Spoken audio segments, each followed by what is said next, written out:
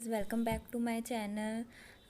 अभी हम इस वीडियो में नवीन प्रारंभिक शिक्षा के नवीन प्रयास सब्जेक्ट का फर्स्ट चैप्टर पढ़ रहे हैं और इसका एक पार्ट मैं बना चुकी हूँ। अगर आपने वो नहीं देखा है तो उस वीडियो को देखें। ये उसका सेकंड पार्ट है फर्स्ट चैप्टर का। और पार्ट 1 में हमने फर्स्ट क्वेश्चन में जो 3 क्वेश्चंस ऐड किए थे वो, और सेकंड क्वेश्चन हमने अच्छी तरीके से याद कर लिया था। आज हम उससे आगे के क्वेश्चंस याद करेंगे। और गाइज़, मेरा एम है आपको सारे क्वेश्चंस याद कराना। अगर आपको इस वीडियो से रिलेटेड कोई भी सजेशन देना हो या कोई भी चीज़ आपको नहीं अच्छी लग रही हो तो प्लीज़ आप उसको कमेंट करके मुझे ज़रूर बताएं। मैं उस पर बिल्कुल ध्यान दूंगी और अच्छे से अच्छा करने का कोशिश करूंगी। तो अगर आप मेरे चैनल पर नए हैं तो प्लीज़ चैनल को सब्सक्राइब कर लीजिए। और चलिए फिर स्टार्ट करते हैं आज हम अपनी वीडियोस। तो देखिए गाइज़, इसमें हमने first and second question prepare कर लिया था। हमारा तीसरा क्वेश्चन है प्राथमिक शिक्षा के संदर्भ में अपव्यय एवं अवरोधन का अर्थ स्पष्ट करो।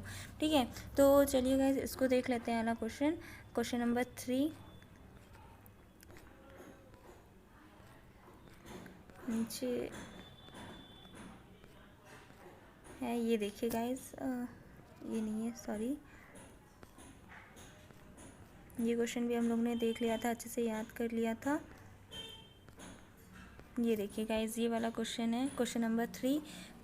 प्राथमिक शिक्षा के संदर्भ में अपव्यय एवं अवरोधन का अर्थ स्पष्ट कीजिए। तो गाइज, मैंने आपको फर्स्ट वाली जो इसका पार्ट फर्स्ट है उसमें मैंने आपको अपव्यय एवं अवरोधन बताया था, बहुत अच्छे से बताया था। तो इसमें हम और डिटेल में जानेंगे कि आखिर ये अपव्यय एवं अवरोधन क्या है। लेकिन जो मैंने पार्ट फर्स्ट में आपको बताया था कि उसमें मैंने बताया था आपको कि अपव्यय एवं अवरोधन का मतलब क्या होता है कि जैसे कोई बच्चा है, ठीक है, वो पढ़ने में बहुत अच्छा नहीं है, ठीक है, तो वो किसी भी कक्षा में, अगर वो कक्षा 6 में पढ़ रहा है तो वो कक्षा 6 में मतलब फ़ेल हो जाता है। तो या तो फिर दो चीज़ें हो सकती हैं, या तो फिर वो विद्यालय छोड़ देगा या तो फिर वो वापस से उसी कक्षा 6 में पढ़ता रहेगा। तो इससे क्या होता है कि जो भी बच्चा जो मेहनत करता है, ठीक है, और जो अभिभावक उसकी पढ़ाई में जो भी पैसे लगाते हैं तो उसका व्यय होता है, यानी कि अपव्यय होता है, खर्च होता है। तो इसीलिए अपव्यय इससे हम याद कर सकते हैं। और जो अवरोधन है, अवरोधन में एक कमेटी बनी थी, हरटांग कमेटी, मतलब हरटांग समिति बनी थी। तो उसमें उन्होंने मतलब इसका बहुत विरोध भी किया था और इसने मतलब इन्होंने बहुत सारी बातें भी बताई थी। लेकिन तब भी आज भी ये समस्या बनी हुई है कि अवरोधन में क्या होता है गाइज़, कि इसमें कोई भी बच्चा है तो वही मतलब फ़ेल हो जाता है तो वो उसी कक्षा में 1 वर्ष से ज़्यादा समय तक उसी कक्षा में पढ़ता रहे, तो इसी को हम अवरोधन कहते हैं। तो चलिए गाइज़, इसको और डिटेल में याद कर लेते हैं कि हमको एग्ज़ाम में कैसे लिखना है, कैसे क्या करना है। तो चलिए एक बार पढ़ लेते हैं। अपव्यय से हमारा तात्पर्य प्राथमिक शिक्षा पूरी किए बिना ही प्राथमिक शिक्षा के किसी स्तर से विद्यालय छोड़ देना है। देखा, वही चीज़ है, बस इसको थोड़ा सा और अच्छी वे में लिखा गया है। तो इसका क्या मतलब है कि प्राथमिक शिक्षा पूरी किए बिना ही, मतलब उसकी प्राथमिक शिक्षा पूरी नहीं हुई है, उसके पहले ही या तो वो किसी कक्षा में फ़ेल हो गया है, ठीक है, इसी वजह से उसने प्राथमिक शिक्षा के किसी स्तर से विद्यालय छोड़ दिया है। फिर इस प्रकार अपव्यय सुकोमल बालकों के उम्र, श्रम, शक्ति, प्रयास तथा अभिभावकों के धन की क्षति होती है। देखिए गाइस, इसमें यही बताया गया कि अभिभावकों के धन की क्षति होती है और जो भी बालक जो भी परिश्रम करते हैं, जो भी श्रम करते हैं, मतलब याद करते हैं अच्छे से, लेकिन तब भी वो सब वेस्ट हो जाता है। तो वही चीज़ बताइए कि उसकी क्षति होती है जो बालक के प्राथमिक शिक्षा पूर्ण ना करने के कारण होती है। यदि हम इस समस्त क्षति का पता लगाएं तो यह क्षति उन आंकड़ों से काफ़ी अधिक होगी जो हमारे सामने प्रस्तुत किए गए हैं। और अपव्यय के अतिरिक्त अवरोधन प्राथमिक शिक्षा की दूसरी प्रमुख समस्या है, ठीक है। तो अवरोधन में हम क्या याद करें सबसे पहले कि अपव्यय तो है ही, अपव्यय तो होता है, उसके साथ साथ अवरोधन भी एक प्रमुख समस्या है। हरटांग कमेटी, गाइज आपको ये हरटांग नाम जरूर याद कर लेना है क्योंकि ये इम्पॉर्टेंट है कि इन्होंने इनके अनुसार अवरोध से हमारा तात्पर्य है बच्चों का एक कक्ष में 1 वर्ष से अधिक समय के लिए रुकना। कि मतलब जब वो फेल हो जाता है बच्चा तो फिर वो एक समय से अधिक सोचता है कि फिर से मैं ये कक्षा पढ़ूंगा, फिर से मैं पास करूंगा, तो वही हो गया ना, 1 वर्ष से अधिक समय तक। तो वही चीज़ में बताया गया है। और भारत में एक बड़ी मात्रा में छोटे छोटे अबोध बालक एक ही कक्षा में 1 से अधिक वर्ष के लिए रुक जाते हैं। तो ये चीज़ इसमें बताई गई है कि अपव्यय में हमारे बच्चों का जो श्रम है, जो भी शक्ति है, प्रयास है, वो और अभिभावकों के धन की क्षति होती है। अवरोधन में हरटांग कमेटी ने के अनुसार इसका अभिप्राय क्या बताया है कि किसी भी बच्चे का एक कक्ष में 1 वर्ष से अधिक समय के लिए रुकना, ठीक है, ये अवरोधन हो गया। तो गाइज़ ये क्वेश्चन बहुत ही ईजी है, हम लोग को ऐसे पढ़ते ही याद हो गया होगा। अगर एग्ज़ाम में वाला क्वेश्चन आएगा तो हम लोग कुछ ना कुछ अच्छे से ही लिख कर आएंगे, ठीक है। तो चलिए नेक्स्ट क्वेश्चन पे चलते हैं। देखिए थर्ड क्वेश्चन हमारा प्रिपेयर हो गया। अब हम फोर्थ क्वेश्चन पे चलते हैं। शिक्षा का सार्वभौमिकीकरण से क्या अभिप्राय है? तो चलिए फोर्थ क्वेश्चन देख लेते हैं।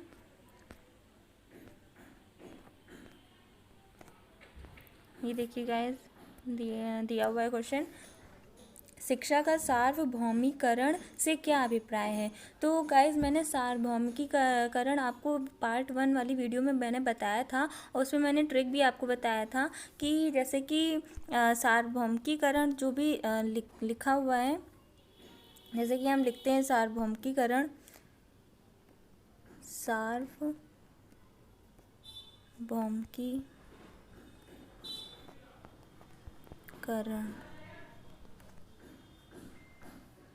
ठीक है गाइज। तो इस पे मैंने आपको ट्रिक बताई थी, अगर आपको याद होगी तो, कि ये किस धारा से रिलेटेड है। तो उसके लिए मैंने आपको ट्रिक बताई थी कि सा को हम 2 बना सकते हैं, क्योंकि सा कहीं ना कहीं 2 के जैसा थोड़ा बहुत लगता है। तो इसको हम अपना याद करने की सुविधा के लिए इसको हम 2 बना सकते हैं। और ये जो वाह है, वाह को हम इस लाइन को और आगे बढ़ाकर 9 बना सकते हैं। तो ये हमारा क्या बन गया, 29।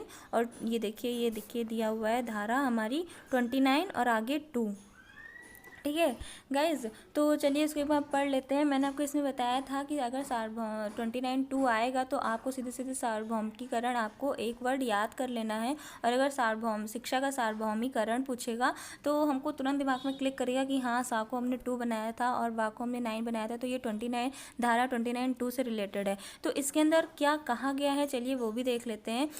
और मैं इसकी भी आपको ट्रिक बताऊँगी कि हाँ, इसके अंदर क्या कहा गया, उसको हम कैसे याद कर सकते हैं। चलिए पढ़ते हैं। लोकतंत्र में जाति, धर्म का, रंग भेद या स्तर आदि का भेदभाव किए बिना सभी को अपने व्यक्तित्व का पूर्ण विकास करने के लिए समान अवसर प्रदान किए जाने चाहिए। बिल्कुल, कि लोकतंत्र में, जो हमारा लोकतंत्र है, उसमें जाति, धर्म का, चाहे वो किसी भी धर्म का हो, चाहे वो किसी भी रंग का हो, इन सब में भेद किए बिना उसको अपने व्यक्तित्व का विकास करने के लिए पूरा समान अवसर देना चाहिए। कोई भी भेदभाव नहीं करना चाहिए। सभी व्यक्ति को यह अधिकार है कि वो अपने व्यक्तित्व का पूर्ण विकास करे, ठीक है। पहली लाइन में हमसे ये बताया गया है। फिर उसके बाद बताया गया कि इस बात को ध्यान में रखकर संविधान की धारा 29(2) में, मतलब 2(9)(29)(2) में सार्वभौमिक शिक्षा व्यवस्था की गई है। धारा 2(9)(2) में कहा गया है कि राज्य सरकार द्वारा संचालित या सहायता प्राप्त किसी भी शिक्षा संस्थान में किसी भी व्यक्ति को धर्म, जाति, रंग या भाषा के आधार पर प्रवेश देने के लिए मना नहीं किया जा सकता। तो गाइज इसमें जो 29(2) लिखा गया है, जैसे हमने लिखा 29, ठीक है, तो इसको हम हिंदी में क्या पढ़ सकते हैं, इसको हम पढ़ सकते हैं 2 और इसको पढ़ सकते हैं 9।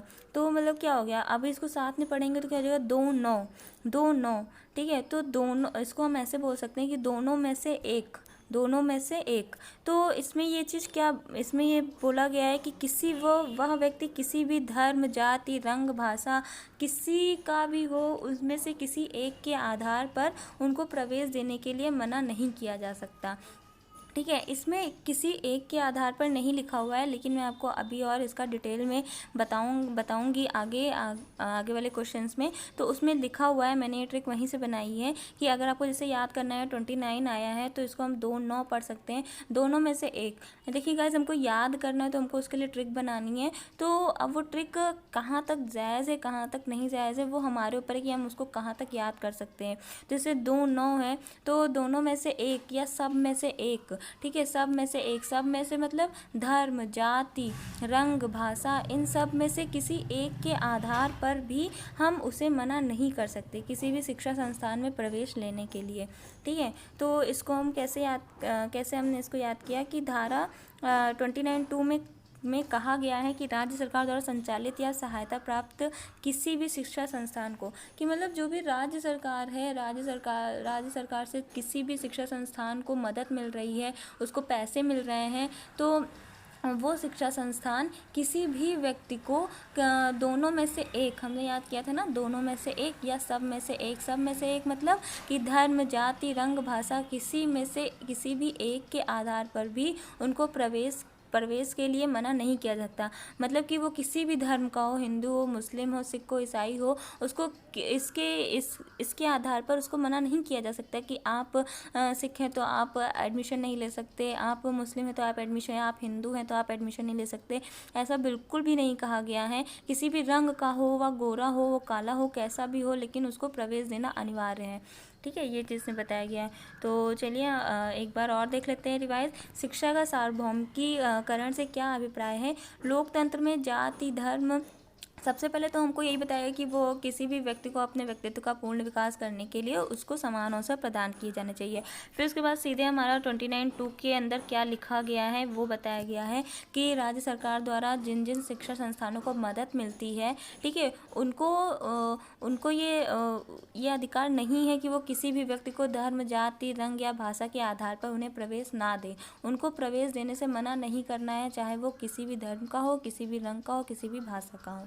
तो चलिए गाइस, ये वाला क्वेश्चन भी बस यहीं तक था और ये प्रिपेयर हो गया। अब हम नेक्स्ट क्वेश्चन पे चलते हैं गाइस, यहीं से ही हम नेक्स्ट क्वेश्चन पे चलते हैं। नेक्स्ट क्वेश्चन है हमारा संयुक्त राष्ट्र संघ द्वारा घोषित बच्चों के अधिकारों का वर्णन कीजिए और बाल अधिकार कब और किसने निर्धारित किए। तो गाइज ये दोनों क्वेश्चन सेम ही है। जैसे इसमें पूछा गया बाल अधिकार कब और किसने निर्धारित किए, संयुक्त राष्ट्र संघ ने निर्धारित किए। ठीक है, और कब निर्धारित किए ये देखिए दिया हुआ है 20 नवंबर 1989 में। ठीक है, तो इन दोनों क्वेश्चंस का आंसर सेम ही है। तो चलिए इसका आंसर देख लेते हैं क्या है।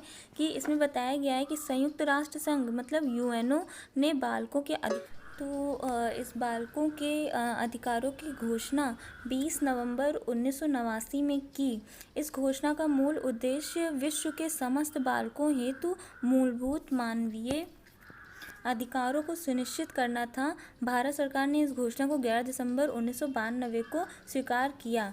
ठीक है, तो इससे हम एक चीज़ क्या देख रहे हैं कि इसमें संयुक्त राष्ट्र संघ ने इसकी घोषणा कब करी, 20 नवंबर। ठीक है, कब की, 20 नवंबर 1989 मतलब 1989 में की। तो यहाँ पे नवंबर दिया हुआ है और भारत ने इसे कब इसकी घोषणा करी, 11 दिसंबर, मतलब वहाँ नवंबर, संयुक्त राष्ट्र संघ ने नवंबर में की और भारत ने कब करी, दिसंबर में करी। तो इससे थोड़ा रिलेट करके हम याद कर सकते हैं कि भारत ने इसकी घोषणा कब करी, 11 दिसंबर 1992। कब, 11 दिसंबर 1992। और संयुक्त राष्ट्र संघ ने इसकी कब करी थी, 20 नवंबर 1989 मतलब 1989 में इसकी घोषणा करी थी। और इसका उद्देश्य क्या था, ठीक है, इसका उद्देश्य था विश्व के जितने भी बालक हैं उनकी मूलभूत मानवीय अधिकारों को सुनिश्चित करना था।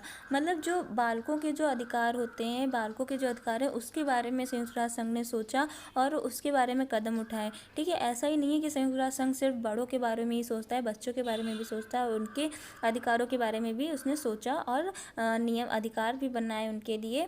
कब बनाए, 20 नवंबर 1989 मतलब 1989 में। और भारत ने इसकी घोषणा कब करी, मतलब भारत ने इसे कब लागू किया, 11 दिसंबर 1992 को स्वीकार किया, जिसके मुख्य बिंदु निम्नांकित है।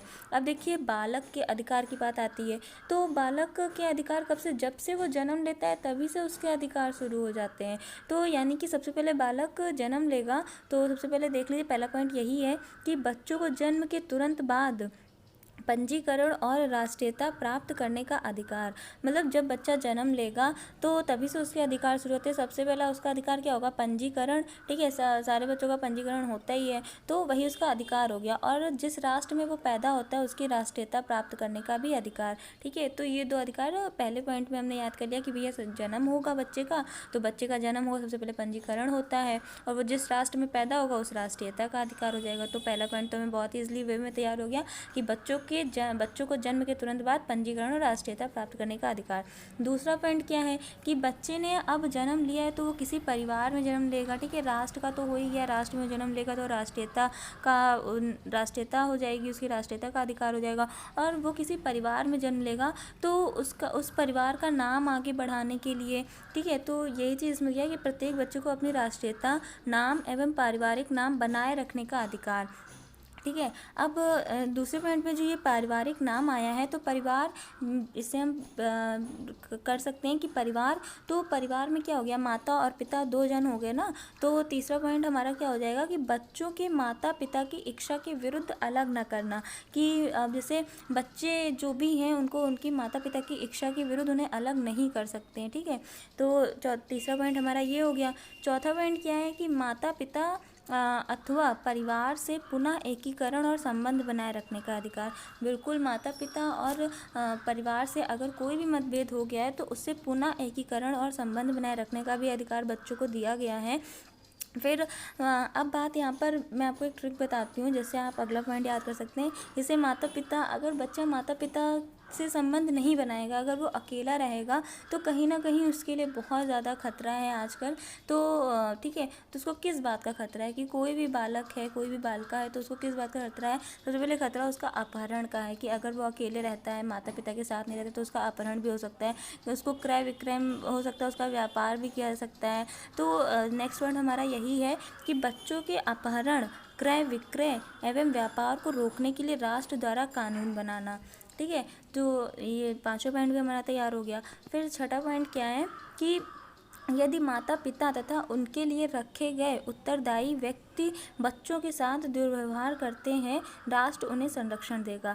मतलब क्या बताया गया इसमें कि अगर माता पिता ही हुए, या जैसे माता पिता ने किसी को रख लिया, किसी को बच्चों की देखरेख करने के लिए कोई केयर टेकर को किसी को रख लिया, तो अगर वो बच्चों के साथ दुर्व्यवहार करता है तो राष्ट्र उन्हें संरक्षण देगा, ठीक है। सातवां क्या है कि बच्चों को नशीले द्रव्यों का प्रयोग करने से रोकना। बिल्कुल, बच्चों को नशीले द्रव्यों का प्रयोग करने से रोकना। और जहाँ पर गोद लेने की मान्यता है, मतलब जहाँ गोद लेना बहुत ही आसान है, ठीक है, वहाँ बच्चों के हितों को ध्यान में रखना, ठीक है। ऐसा नहीं कि बच्चों के हितों को ध्यान में ही रखकर कोई भी उन्हें गोद ले रहा है, ऐसा बिल्कुल भी नहीं।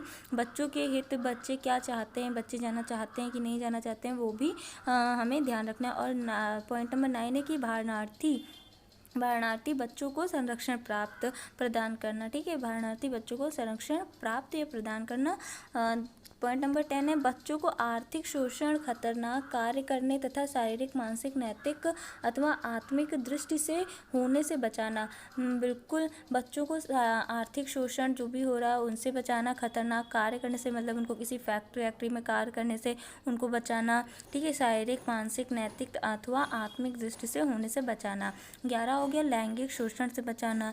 पॉइंट नंबर 12 हो गया सशस्त्र संघर्ष या युद्ध में 15 वर्ष से कम आयु के बच्चों के भाग लेने तथा सेना में भर्ती होने पर निषेध।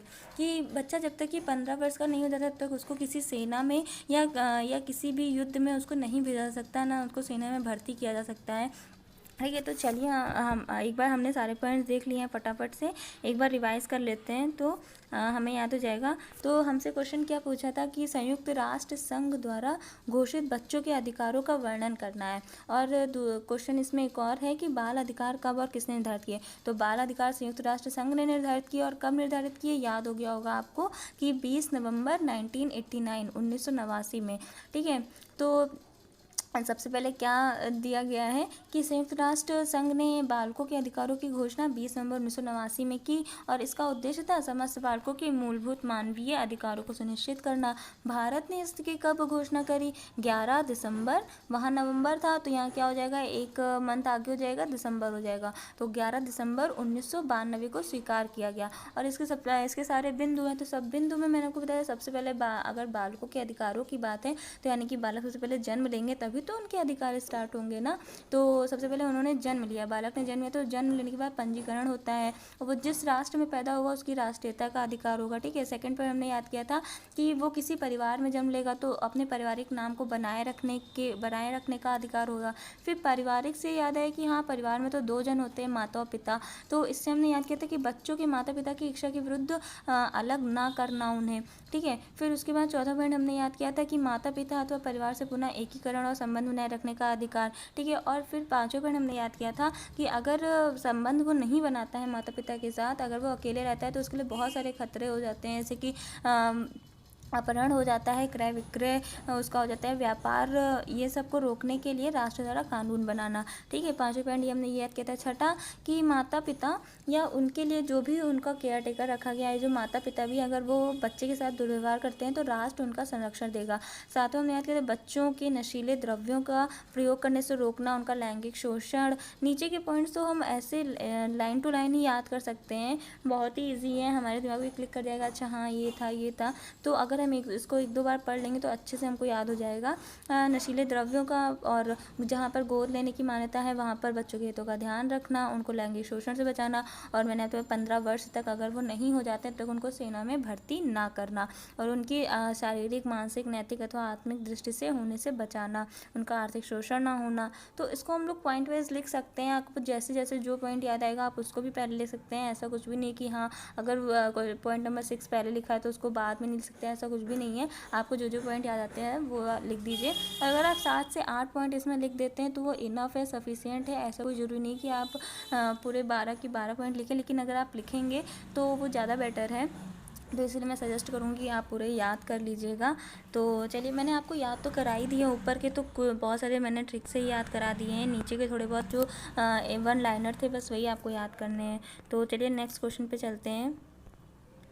नेक्स्ट क्वेश्चन देखिए हमारा है, शिक्षा का अधिकार अधिनियम को उत्तर प्रदेश के संदर्भ में समझाइए। तो जो भी उत्तर प्रदेश में जो भी शिक्षा के अधिकार अधिनियम है तो उसके बारे में हमको पढ़ना है। तो चलिए स्टार्ट करते हैं। इसमें देखिए हमको स्टार्टिंग में जो वर्ड होता है, अगर उसको किसी भी एक वर्ड को हम पकड़ लेंगे ना तो वो हमको याद रहेगा कि मतलब हाँ ये वर्ड सबसे पहले था। फिर उसके बाद अगर आपको नहीं भी याद आता है तब भी आप कुछ ना कुछ इसमें बनाकर लिख सकते हैं, लेकिन आपको स्टार्टिंग वर्ड याद होना चाहिए। तो इसमें स्टार्टिंग वर्ड मैं आपको बताती हूँ आपको क्या याद रखना है। जो इसमें नेबरहुड स्कूलों की परिकल्पना दी गई है ना, आपको ये याद रखना है, क्योंकि इसी से आगे की 2-3 जो लाइनें हैं वो आपको आसानी से याद हो जाएंगी। जैसे कि पढ़ते हैं, क्या लिखा है, उत्तर प्रदेश में नेबरहुड स्कूलों की परिकल्पना साकार करने के लिए बड़ी संख्या में नए स्कूल खोलने होंगे। कि मतलब जो भी उत्तर प्रदेश में जो भी नेबरहुड स्कूल खोलने हैं, नेबरहुड स्कूलों की जो भी सपना है, जो भी परिकल्पना है, उसको साकार करने के लिए बड़ी संख्या में स्कूल खोलने होंगे। अब जब हमको भैया स्कूल खोलने हैं तो ऐसा तो है नहीं कि हम हवा में खोल देंगे, उसको हमें भूमि पर ही खोलना होगा, किसी भूखंड पर ही खोलना होगा, कई जगह चाहिए हमको खोलने के लिए। तो बताया गया है नेक्स्ट लाइन में कि इसके लिए भूखंड भी तय करने होंगे, इसके लिए भूखंड तय करने होंगे। ठीक है, फिर उसके बाद बताया गया जो भी वर्तमान स्कूलों का इंफ्रास्ट्रक्चर ठीक करके शिक्षा की गुणवत्ता में गुणात्मक सुधार लाने होंगे। ठीक है, जो थर्ड लाइन है हमारी उसमें हमको बताया गया कि वर्तमान स्कूलों का इंफ्रास्ट्रक्चर ठीक करके शिक्षा की गुणवत्ता में सुधार भी करना है, और जो ट्रांसपोर्ट सिस्टम विकसित करना होगा, क्योंकि ट्रांसपोर्ट सिस्टम भी बहुत ज़रूरी है। चाहे कोई भी चीज़ हो, चाहे स्कूल का हो मैटर, चाहे किसी भी चीज़ का हो, ट्रांसपोर्ट सिस्टम सारी जितनी भी उसमें है सबके लिए ज़रूरी होता है। तो हमारे स्कूल्स के लिए भी ज़रूरी होता है कि हाँ मतलब कोई भी चीज़ लानी है, ले जानी है, तो उसके लिए ट्रांसपोर्ट सिस्टम बहुत ज़रूरी होता है। तो इससे हमारा पैराग्राफ तो याद ही हो गया कि इसे मैंने आपको नेबरहुड स्कूल तो याद ही कराया था। तो इससे हम कैसे कनेक्ट करेंगे कि उत्तर प्रदेश में नेबरहुड स्कूलों की जो भी परिकल्पना है उसको साकार करने में बड़ी संख्या में स्कूल खोलने होंगे। अब ये स्कूल खोलने तो हमको भूखंड तो चाहिए ही, तो इसके लिए हमको भूखंड भी तय करने होंगे। अब भूखंड भी तय हो गए, लेकिन जो वर्तमान स्कूल हैं, वर्तमान स्कूलों का इंफ्रास्ट्रक्चर ठीक करके शिक्षा की गुणवत्ता में सुधार भी करना होगा, गुणात्मक सुधार लाने होंगे, और ट्रांसपोर्ट सिस्टम विकसित करना होगा। अब देखिए गाइज, जो नेक्स्ट हमारा पैराग्राफ है इसमें बहुत सारे आंकड़े दिए गए हैं। इसमें से हमें सिर्फ कुछ ही आंकड़े याद करने हैं। इतने सारे आंकड़े हम याद तो कर लेंगे बट हम एग्ज़ाम में भूल जाएंगे। हाँ, पक्की बात है कि हम उसमें भूल जाएंगे। कुछ हमको याद रहेंगे, कुछ नहीं याद रहेंगे। तो जो मैं आपको बता रही हूँ बस आप उतने तैयार करिए, ठीक है। तो इसमें हम थोड़े थोड़े से कटिंग कर करके हम याद करेंगे, पूरा पैराग्राफ नहीं याद करेंगे क्योंकि ये क्वेश्चन काफ़ी लेंदी है। इतना ज़्यादा हमको वहाँ लिखना भी नहीं है क्योंकि हमसे सिर्फ 50 वर्ड्स में हमको लिखना है। 50 वर्ड्स का ही उसमें हमसे मांगा जाता है। तो इतना बड़ा आंसर लिखने की कोई भी ज़रूरत नहीं है। तो चलिए, जो हमको तैयार करना है मैं वो आपको बताती हूँ कि जैसे इसमें दिखा है, प्रदेश में शिक्षा के अधिकार कानून को लागू करने के लिए कितने प्राथमिक स्कूल होने चाहिए, कितने उच्च प्राथमिक स्कूल होने चाहिए, हम लोग को ये सबसे पहले याद होना चाहिए। तो इसमें क्या बताया, कितने प्राथमिक स्कूल होने चाहिए। तो देखिए इसमें बताया है कि 45 96 प्राथमिक स्कूल होने चाहिए और 23 49 नए उच्च प्राथमिक स्कूल होने चाहिए। तो अब आप सोचेंगे कि हम इसको कैसे याद करेंगे, जो भी इसमें आंकड़े दिए गए हैं। तो देखिए इसमें दिया गया है कि स्कूल, एक सेकंड रुकिए, ऊपर से कट गया है, आपको दिखाई नहीं दे रहा होगा। चलिए अब देखते हैं। तो इसमें प्रदेश में शिक्षा के अधिकार कानून को लागू करने के लिए कितने प्राथमिक स्कूल चाहिए। तो इसमें दिया हुआ है 45 96। अब 45 दूना क्या होता है, 45 दूना 90 होता है। 45 दूना क्या होता है, 45 दूना 90 होता है। तो हमको 45 याद करना है और फिर हम इसको डबल कर देंगे कि 45 दूना क्या होता है, 90 होता है। अब 90 में हम 6 जोड़ेंगे तो ये 96 हो गया। कहीं ना कहीं हमें थोड़ा बहुत तो याद होगा ही, बस हमको एक मोटा मोटा सा ट्रिक बनाना है कि हाँ हमको तुरंत उस जगह पे वो याद आ जाए। जैसे 45 दूना 90। अब 90 से हम याद कर सकते हैं 91 था नहीं, 92 था नहीं, 93 था नहीं, 96 था। तो वो हमको ऑटोमेटिक याद हो जाएगा। अब इसी तरह यहाँ पर दिया हुआ है स्कूल, नए प्राथमिक स्कूल होने चाहिए और 23 49 नए उच्च प्राथमिक स्कूल होने चाहिए। अब यहाँ पे 23 दिया हुआ है, अब यहाँ पे 23 दिया हुआ है, यहाँ पे 23 दिया हुआ है। तो 23 दूना कितना होता है, 46। ठीक है गाइस, 46 होता है। अब 46 तो उसमें दिया नहीं है, इसमें कितना दिया हुआ है, 49। तो इसमें हम अगर +3 कर देंगे तो कितना हो जाएगा, 49 हो जाएगा। ठीक है, 49 हो जाएगा। तो इससे हमको, अगर हमको 46 याद आ गया ना, तो हमको 49 अपने आप ही याद आ जाएगा। तो इससे हम ये ट्रिक अपना सकते हैं क्योंकि मुझे थोड़ा बहुत इजी लगा कि हाँ इसे आंकड़े याद करने में लोगों को दिक्कत होती है, इसीलिए मैंने बस ऐसे ही ट्रिक बनाया है। अगर आपको याद हो जाए ऐसे तो बहुत ही अच्छी बात है। तो इससे हम याद कर सकते हैं कि कितने प्राथमिक स्कूल, 45। 45 गुना क्या होता है, 90 होता है। तो 90 का क्या हो गया, 96 हो गया। तो 45 96 और कितने उच्च प्राथमिक विद्यालय बनाने का, तो 23 49, मतलब 23 दूना 46, 46 में 3 जोड़ेंगे तो 49 हो जाएगा। तो 23 49 नए उच्च प्राथमिक विद्यालय व अन्य आवश्यक सुविधाओं का विकास करना होगा, जिसका अनुमानित खर्च कितना, 38 करोड़ रुपए खर्च आएगा।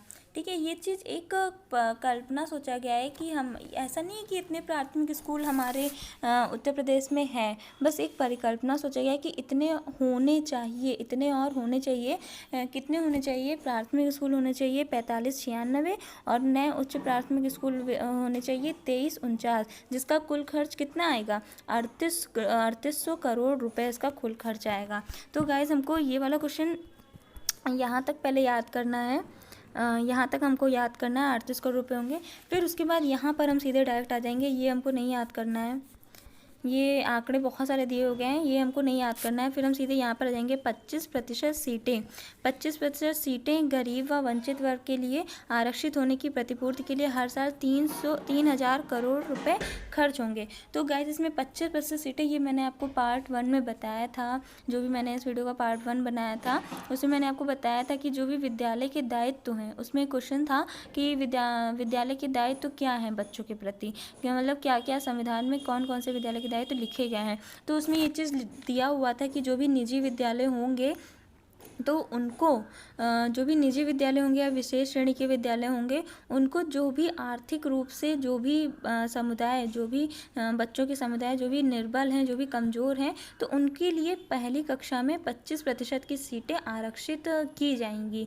ठीक है, और जिसका खर्च कौन उठाएगा, राज्य सरकार वहन करेगी, जिसका खर्च राज्य सरकार वहन करेगी। तो ये चीज़ उसमें मैंने आपको बताया था। तो अगर आपने वो वीडियो देखा होगा और वो मतलब अच्छे से याद कर लिया होगा, तो आपको ये याद करने में कोई भी दिक्कत नहीं होगी। बस इसमें हमको क्या याद करना है कि इसके लिए कितना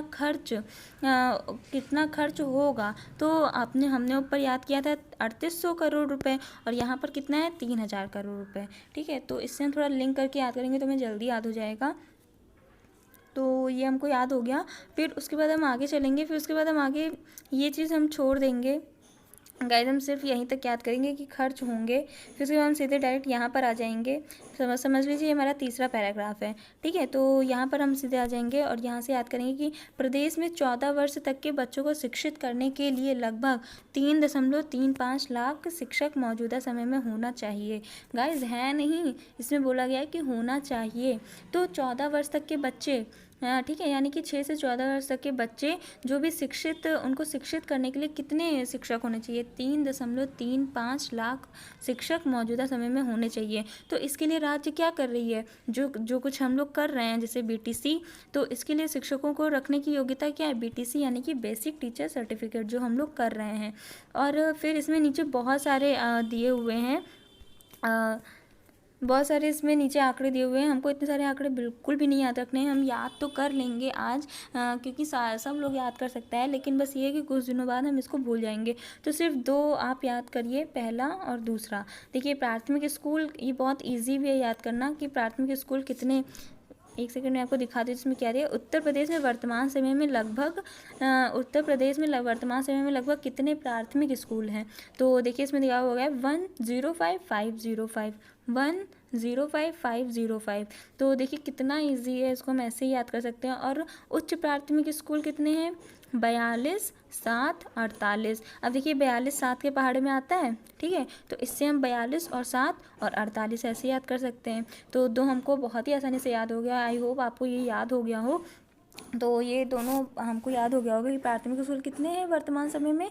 105,505। ठीक है, और उच्च प्राथमिक स्कूल कितने हैं? 42, और 42 किसके पहाड़ में आता है? 7 के पहाड़ में आता है, और 48। ठीक है, और नीचे के ये सब छोड़ देने हैं। फिर उसके बाद हम सीधे नीचे आ जाएंगे। ये लास्ट पैराग्राफ है इस क्वेश्चन का, इसको देख लेंगे। इसमें दिया हुआ है कि सभी को बुनियादी शिक्षा के दायरे में लाने के लिए प्रदेश में सन 2001 और 2 में सर्व शिक्षा अभियान की शुरुआत की गई। ठीक है, तो ये हम याद कर लेंगे। ये गाइस हम याद कर लेंगे कि इसमें क्या बताया गया कि सभी को बुनियादी शिक्षा के दायरे में लाने के लिए सन 1 और 2 में सर्व शिक्षा अभियान की शुरुआत की गई। इतना यहाँ तक, ठीक है, सर्व शिक्षा अभियान की शुरुआत की गई। और फिर इसके बाद यहाँ पर आ जाएंगे कि state elementary education report card 2008-9 के मुताबिक 182 प्राथमिक और 911 उच्च प्राथमिक स्कूलों में बच्चों को पढ़ाने के लिए शिक्षक नहीं हैं। बस गाइस हमको बस ये दोनों लाइन्स हमको इस पैराग्राफ की याद करनी है। तो चलिए एक बार फिर से हम याद कर लेते हैं कि सभी को बुनियादी, मतलब कि जो भी बेसिक शिक्षा जो होती है वो सभी बच्चों को मिलनी चाहिए। तो उसी के दायरे में सभी बच्चों को लाने के लिए 2001 और 2 में सर्व शिक्षा अभियान की शुरुआत की गई। कहाँ? उत्तर प्रदेश में। ठीक है, और फिर उसके बाद सीधे यहाँ पर आ जाना है कि यहाँ state elementary education report card 2008-9 के मुताबिक 182 प्राथमिक व 911 उच्च प्राथमिक स्कूलों में बच्चों को पढ़ाने के लिए शिक्षक नहीं है। ठीक है, बस ये दोनों याद करें। चलिए एक बार फटाफट से रिवीजन कर लेते हैं इसका।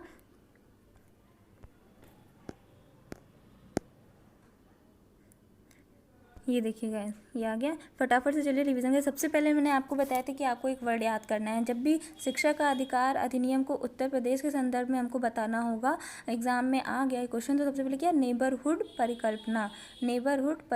परिकल्पना। तो उत्तर प्रदेश में नेबरहुड स्कूलों की परिकल्पना साकार करने के लिए बड़ी संख्या में स्कूल चाहिए। अब स्कूल चाहिए तो भूखंड भी चाहिए, तो इसके लिए भूखंड तय करने होंगे। अब भूखंड तो तय हो गया, लेकिन जो भी वर्तमान में जो स्कूल हैं उनका इंफ्रास्ट्रक्चर भी ठीक करके उनकी शिक्षा की गुणवत्ता में गुणात्मक सुधार लाने होंगे और ट्रांसपोर्ट सिस्टम विकसित करने होंगे। फिर हमने दूसरा पैराग्राफ याद था, उसमें हमने याद किया था कितने प्राथमिक स्कूल होने चाहिए, कितने उच्च प्राथमिक स्कूल होने चाहिए, उसके लिए क्या क्या खर्चा होगा। ठीक है, फिर उसके बाद ठीक है, तो ये हमने याद किया था। कि कितने होने चाहिए 45। तो हमने कैसे याद किया था 45 दूना 90, मतलब 90, 90 तो था नहीं, हमको याद आएगा कि 90 तो था नहीं, क्या था 96 था। तो 45 96 प्राथमिक स्कूल होने चाहिए। और 23 या 23 दूना 46, 46 तो था नहीं, क्या था 49 था। तो 23 और 49 नए उच्च प्राथमिक विद्यालय होने चाहिए। तो वह अन्य आवश्यक सुविधाओं का विकास करना होगा, जिसका अनुमानित कर कितना होगा 3800 करोड़ रुपए होगा। कितना होगा 3800 करोड़ रुपए होगा। फिर हम डायरेक्ट यहाँ 25% की जो सीटें हैं उसके पास आ जाएंगे कि 25% सीटें जो भी गरीब व वंचित वर्ग के बच्चों के लिए आरक्षित होने की प्रतिपूर्ति के लिए हर साल कितना खर्च आएगा। वहाँ 3800 करोड़ रुपए था, यहाँ कितना होगा 3000 करोड़ रुपए का खर्च होगा। फिर उसके बाद हम सीधे ये थर्ड पैराग्राफ पे आ जाएंगे।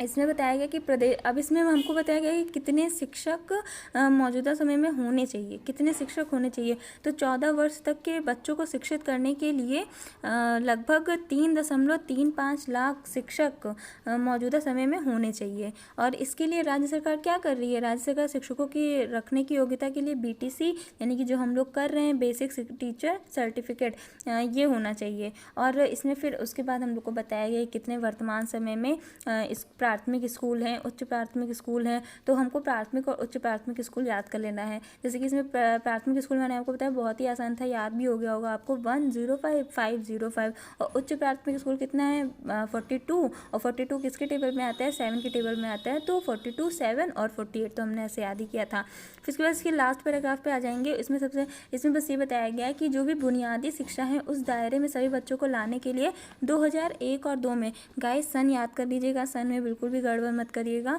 कि पहले तो है 2001-2 में सर्व शिक्षा अभियान की शुरुआत की गई थी। ठीक है, बस ये हमको याद करना है। उसके बाद फिर सीधे यहाँ आ जाएंगे कि state elementary education report card 2008-9 में, वहाँ 2001-2 था जहाँ पे सर्व शिक्षा अभियान की शुरुआत हुई थी।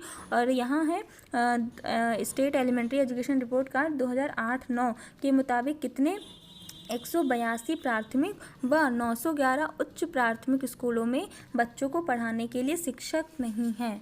ठीक है गाइज, ये वाला क्वेश्चन हमें अच्छे से प्रिपेयर हो गया है। और चलिए इसका नेक्स्ट क्वेश्चन भी देख लेते हैं। गाइज देख लेते हैं कि आज हमने कितने क्वेश्चन से प्रिपेयर किए हैं। ये देखिए, हमने क्वेश्चन नंबर 3 से स्टार्ट किया था। तो हमने क्वेश्चन नंबर 3, क्वेश्चन नंबर 4 और क्वेश्चन नंबर 5 और क्वेश्चन नंबर 6, क्वेश्चन नंबर 6 तक हमने पूरा अच्छे से याद कर लिया है। अब सिर्फ 3 क्वेश्चंस बाकी हैं, क्वेश्चन नंबर 7, 8 और 9। इसको हम आने वाली नेक्स्ट वीडियो में, जिसका पार्ट 3 होगा, उसमें हम कंप्लीट कर लेंगे। और हमारा फर्स्ट चैप्टर पूरी अच्छी तरीके से कंप्लीट हो जाएगा, वो भी हमको याद अच्छे से हो गया होगा। तो गाइज़, अगर आपको कोई भी सजेशन देना हो या आपको कोई भी वीडियो में कोई भी कमी लग रही हो, कुछ भी प्रॉब्लम हो, तो प्लीज़ आप उसको कमेंट में ज़रूर लिखिएगा। मैं उसको ज़रूर अप्लाई करूँगी, उसके बारे में सोचूंगी। और प्लीज़ गाइज़, अगर आपको मेरी मेहनत, अगर थोड़ी सी मेहनत आपको दिख रही हो तो प्लीज़ वीडियो को लाइक कर दीजिएगा और अपने दोस्तों के साथ शेयर कर दीजिएगा। और मेरे चैनल को सब्सक्राइब करना ना भूलें। इसी तरह धीरे धीरे मैं आपका पूरा कोर्स कंप्लीट करवाने की कोशिश करूँगी। बस आप इसी तरह सपोर्ट करते रहिए। Thank you.